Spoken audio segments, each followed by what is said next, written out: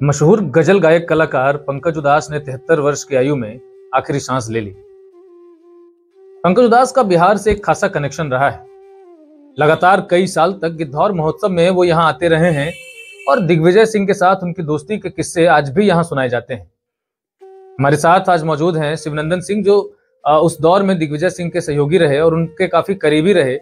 आइए इनसे बातचीत करते हैं और जानते हैं कि जब भी पंकज उदास गिद्धौर आते थे तब किस प्रकार उनका स्वागत किया जाता था और किस प्रकार का माहौल होता था। पंकज उदास आज इस दुनिया में नहीं रहे। एक कनेक्शन उनका रहा जमुई से। किस कारण उनका कनेक्शन था? क्यों उनका जमुई आना जाना होता था? क्या खास लगाव था उनका?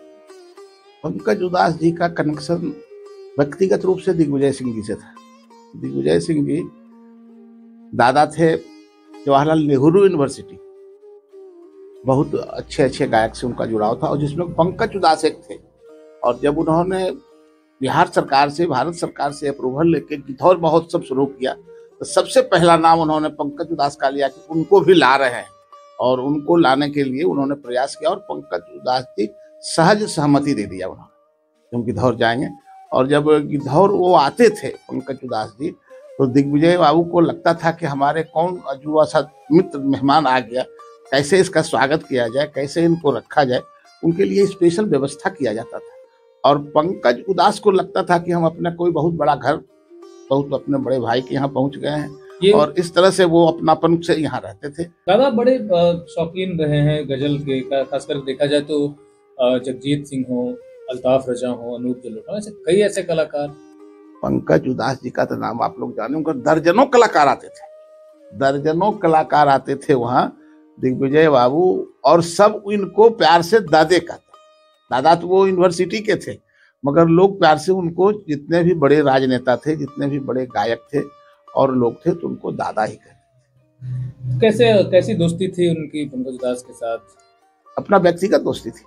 पंकज उदास गिद्धौर आ जाना महोत्सव में ये मायने रखता है। कोई व्यक्तिगत दोस्ती पर बहुत जबरदस्त जुड़ाव था दोनों। ये उस दौर की बात है, ये 90 के दशक के अंत में और 2000 करीब के दशक की शुरुआत की बात है। तो जब वो आते थे तो एक कहा जाता है कि गिद्धौर का जो प्रसिद्ध लाल कोठी है उसी में उनको रखा जाता था। लाल कोठी में ही उनका प्रवास होता था। लाल कोठी को उनके लिए सजाया संभाला जाता था। लाल कोठी में पंकज उदास आएंगे और वहीं टिकेंगे, उसके लिए 8 दिन पहले से बाहर से लोग आते थे। कौन कमरा में रहेंगे, किधर बेड रहेगा, किधर बाथरूम रहेगा, किधर उनका सोने का पूरा व्यवस्था उसके लिए अलग से किया जाता था। पंकज उदास जी के लिए मैंने गिद्धौर, कहीं एक तरह से गिद्धौर को सजाया जाता था। गिद्धौर वहाँ मंच से लेके दुर्गा मंदिर तक दुल्हन की तरह गिद्धौर को सजवाते थे और उनको अजूब अनुभूति होता था, गिद्धौर वाले को भी और दादा को तो होता ही। पंकज उदास जब भी यहाँ आए, लगातार 4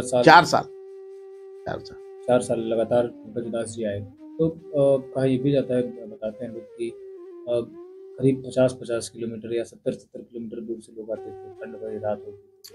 50 किलोमीटर। बांका जिला, जमुई जिला और देवघर जिला, इधर लखीसराय से पूरा जिला से लोग जुटते थे। और पटना से भी व्यक्तिगत जो मित्रता थी दिग्विजय बाबू का, पॉलिटिकल आदमी, ऐसे कॉलेज के दोस्त, प्रोफेसर, अफसर नेता, दिग्विजय बाबू को तो अफसर से भी बहुत ज्यादा लगाव था, मित्रता। ऐसा नहीं कि पॉलिटिकल आदमी थे, मित्रवत, प्रोफेसर से, ऑफिसर से, ये सब था। कुछ लोग ये भी कहते हैं कि दादा का जो सांसद आवास था दिल्ली, तो वहां पे भी बैठ के वो संगीत के बड़े प्रेमी थे।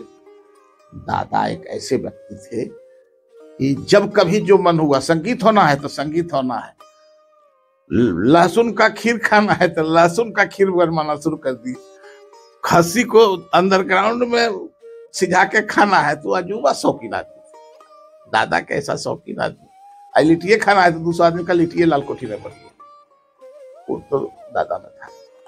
जब बता रहे थे कि बांका से पूरा देवघर से भी लोग, लखीसराय देवघर सब कहे तो बांका से।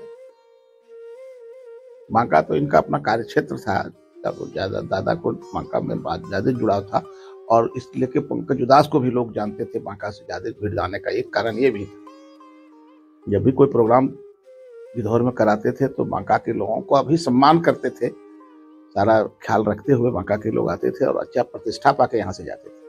सिर्फ गाना ही सुन के नहीं जाते थे, उनके लिए भोजन पानी का भी व्यवस्था रहता था। सर्दियों का महीना होता है, अमूमन अक्टूबर नवंबर में ये गिद्धौर महोत्सव होता है हर साल, तो इतनी सर्दी में भी लोग आते थे। हाँ हाँ हाँ, एकदम इसलिए आते थे कि पंकज उदास का जो सुनने के बाद सबका सर्दी और बुखार खत्म हो जाता था। लगता था कि कोई अजूबा चीज पहुंचा हुआ है गिद्धौर। गिद्धौर महोत्सव अपने आप में अनूठा था और अब कहाँ हो पा रहा है।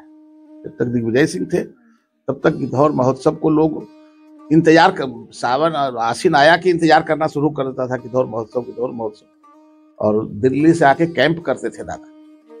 इतनी बड़ी भीड़ थी, इतनी संख्या में लोग होते थे। तो एक बार एक इंटरव्यू में पंकज उधास जी ने कहा था कि बिहार के किसी कार्यक्रम के दौरान झड़प हुई थी, गोलियां भी चली थी। गिद्धौर महोत्सव के बारे में तो नहीं। गिद्धौर में कभी कुछ नहीं हुआ। गिद्धौर में जब भी हुआ पंकज उधास जी आए तो बड़ा शांतिपूर्ण माहौल में रत भर चला है, तान बजाम रत भर चला है। और दिग्विजय बाबू उस मंच पर बैठे रहे हैं, मौजूद रहे हैं बराबर। जब खत्म हुआ है तभी पंकज उधास जी और जितने भी कलाकार आते थे सब उठते थे, और नहीं तो सब वहां बैठ के सब गाया, लुत्फ लेते थे। दुख है आज एक फैन होने के नाते आप भी क्योंकि कार्यक्रम का हिस्सा रहे, लगातार लंबे समय तक जुड़े रहे। बहुत समय से तीनों लोग, दिग्विजय सिंह, जगजीत सिंह, पंकज उधास नहीं है इस दुनिया में। नहीं है, तीनों नहीं है, तीनों स्वर्गीय हो गए। हम तो हैं और आज तो आते हैं, जब कभी नहीं आता है मगर जब समय आता है वो दशहरा का टाइम, गिद्धौर महोत्सव तो आता है। कैसा दशहरा होता था गिद्धौर का, और गिद्धौर का नाम तो स्वर्ण अक्षर में लिखा गया है हिंदुस्तान में, जब से वो उन्होंने सरकार से मान्यता ले लिया गिद्धौर महोत्सव का।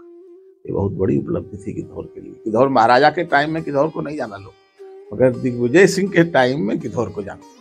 अभी कला संस्कृति विभाग की तरफ से महोत्सव होता है, सारा पैसा सरकार देती थी, लेकिन अब ऐसे कलाकार नहीं है। अब ऐसे कलाकार नहीं है, और इसे ऑर्गेनाइज करने वाले कलाकार भी तो नहीं है।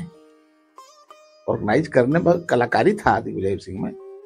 दादा के नाम से ऐसे मशहूर नहीं थे कि अटल बिहारी वाजपेयी भी दादा कहते थे और चंद्रशेखर भी ददे कहते थे। दिग्विजय कोई नहीं कहता था, उनको संबोधित सब ददे कह के करते।